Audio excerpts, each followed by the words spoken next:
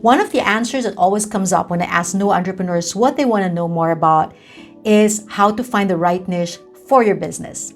If this is something you also want to learn more about, then continue watching this video up to the very end so you won't miss the steps that I'm going to share with you, and so you can start applying them to your business and start gaining more customers.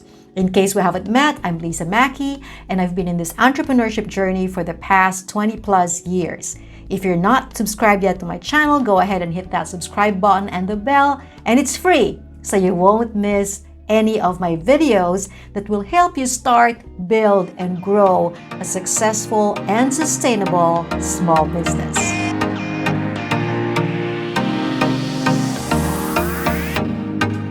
So how do you find your niche in business?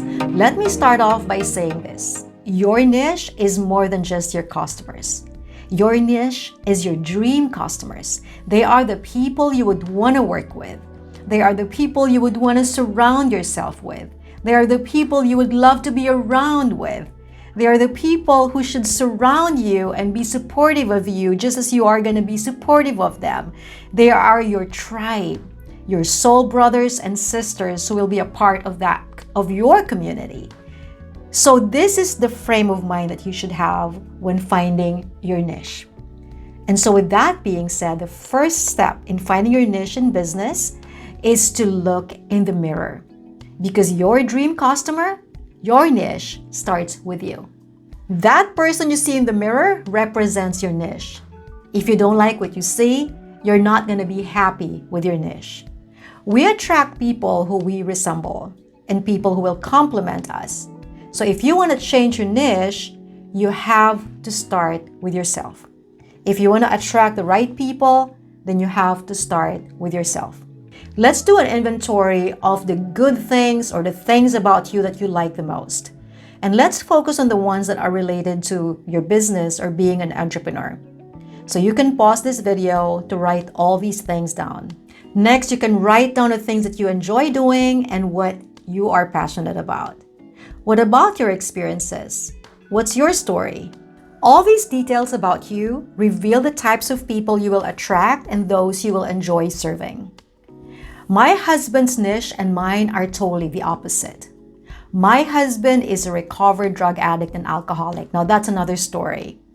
I don't have any experience with that. I have never been addicted to drugs or alcohol, but I've been through painful experiences that led me to wrong choices in the past. So my husband's testimony and my testimony are very powerful. Again, that's another story, but that's what drew us together. Now that's for my personal life. In business, you cannot have a customer that's totally the opposite of you. And this is why my husband's niche and mine are totally different. My husband is very effective.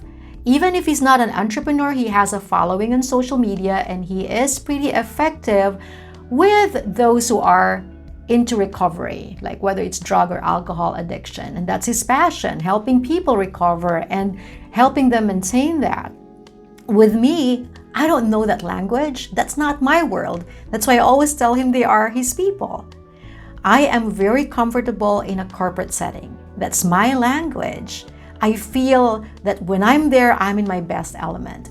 And I'm very passionate about helping driven people fulfill their dream business, help them start, build, and grow a sustainable and successful business, more so women who have been through painful experiences that led them to wrong choices, but they want to see their dream business happen. And why? Because I've been there. That's my story. So finding your niche is not just finding people you can offer your business to, but finding the people who you can be most effective in helping because you can relate with their situation, because you've been there, you've lived it. The second step in finding your niche in business is to identify the problems you're solving and the needs you are addressing. Now, this is more than just what your products and services are offering to others. It is what you personally want to solve and what you personally want to address. So if you're selling beauty products, for instance, because growing up you had a skin problem that made you feel insecure, so then it becomes personal. You are solving a skin problem and you're addressing the need for self-esteem or self-confidence. Now, when you identify the problems you're solving and the needs you're addressing on a personal level, it's easier to find your niche. And your message will be more powerful because you're offering a solution that you have personally experienced and something that has worked for you. The problem I'm solving is the problem of starting and building a sustainable and successful small business. The needs I'm addressing are the needs to be your own boss, to have the freedom to have your own time, to have unlimited income potential, the need to be self-sustaining. I will never forget the day. It was fresh from my breakup with my ex-husband. That was a long time ago, but I still remember that day. So I was so down emotionally, mentally, and I was so broke as well. So I went grocery shopping with my sons only for my card to be declined. I felt so embarrassed. I had my pity party, and I vowed that day that I will never be broke again, that I will be self-sufficient. That became my driving force. And so I know how it feels to be broke. I know how it feels to desire to be self-sufficient because you don't want to rely on anyone. I know how it feels to be broken and to have that in you to finally do something about your life. This is why I'm very passionate in helping driven people start and build a sustainable small business. The third step in finding your niche in business is to specialize. If you're like me, you have super many ideas, you have multiple skills, you feel like you can just help everybody. So that's me. So I can understand if that's how you feel. But guess what? You only have to choose one. What? Okay, I know exactly how that is because I asked the same question and it took me years to finally niche down, narrow down my services. Now, this is the thing. You narrow down first, and then as you build your clientele, you can add more services, you can expand. And so here's what you can do. List down all the things that you can do and all the things that you can offer. From that list, choose the top three, and then you can ask these questions. Which one will give me the best and fastest result? Which one is the easiest to do? And then which one will create the best and greatest impact? So let me show you my list. Before I narrow down. So I had resume writing, I had business plan writing, I had book editing, I was making newsletters, so I had other writing services on the side. And then for the coaching part, I had career coaching, I had the business coaching, and I had life coaching. And so under those coaching, I had online courses, I had one-on-one coaching, and I had a combination of both. So talk about buffet. So applying those questions, I finally chose business coaching. And then I specifically identified my niche as aspiring and new entrepreneurs. Now that simplified everything for me, and it helped define my specific niche.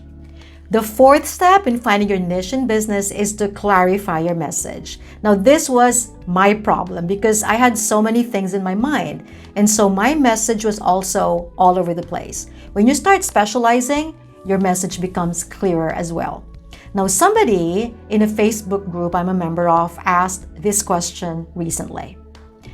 She asked, does anyone do business and life coaching? How do you describe your title if you offer more than just business coaching, yet it all circles back to business? Now, that was a very good question. Now, while you can combine life and business coaching and call yourself a life business coach, I would still advise specializing, especially when you're just starting your business. It's good to specialize, as I mentioned earlier. Let's say that she chooses life coach. So you can say life coach, and under that, you can have a business slogan that says, helping women overcome hindrances to business success. Now, while that is kind of long, kind of gives you an idea of what I'm talking about. It's also important to be SEO oriented. Like, bear in mind what people would normally type when they're looking for you on Google.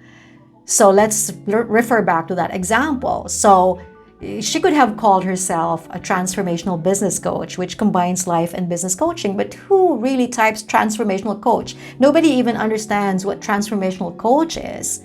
But people, when they're looking for a life coach or business coach, would type life coach or business coach. So that's easier. The fifth step in finding your niche in business is to find out where they are. Now, once you've clarified your message, once you have specialized, and once you have a clear picture of your ideal customer, then it's easier to find where they are. So what social media platforms are they on? Who are the influencers they follow? What YouTube videos do they watch? What podcasts do they listen to? So wherever they are, go there too. Whoever they follow, follow them too, so that you can be in the place where they are. My advice is to build relationships first. I hate it when people message me just to offer me something. So build relationships and create value, offer value. Because really, sales come easily when you build relationships first, because you earn their trust and they start getting curious about you and what you offer, and then they start asking, and so when you offer, they are ready. So build relationships, offer value, earn their trust. Well, I hope you enjoyed watching this video. I'd love to hear your thoughts in the comments below. Again, if you're not subscribed yet to my channel, go ahead and hit that subscribe button and the bell so you won't miss any video I post on Wednesdays. Now, thank you so much for watching. I'll see you again in the next video.